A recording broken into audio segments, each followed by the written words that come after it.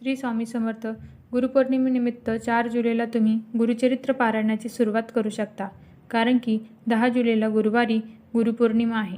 गुरुपौर्णिमेच्या दिवशी तुमच्या गुरुचरित्र पारायणाचे उद्यापन होऊन जाईल.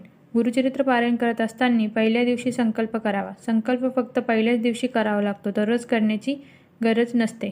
गुरुचरित्र 7 दिवसाचं पारायण करत असताना पहिल्या दिवशी 1 ते 9, दुसऱ्या दिवशी 10 ते 21, तिसऱ्या दिवशी 22 ते 29, चौथ्या दिवशी 30 ते 35, पाचव्या दिवशी 36 ते 38, 6व्या दिवशी 39 ते 43 आणि 7व्या दिवशी 44 ते 53 अध्याय वाचून पारायणाची सांगता करायची असते.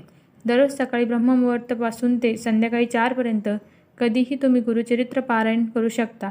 पण पहिल्या दिवशी ज्या वेळी तुम्ही वाचाल तर 7ही दिवस वाचण्याची वेळ तीच ठेवण्याचा प्रयत्न करा. कधीतरी काही अडचणी आले तर काही हरकत नाही, पण वेळ एकच ठेवण्याचा प्रयत्न करा. आसनसुद्धा एकच वापरा. 7 दिवस ब्रह्मचर्याचं पालन करा. 7 दिवस बेड सोडून खाली सतरंजी किंवा घोंगडी किंवा चटईवर झोपण्याचा प्रयत्न करा.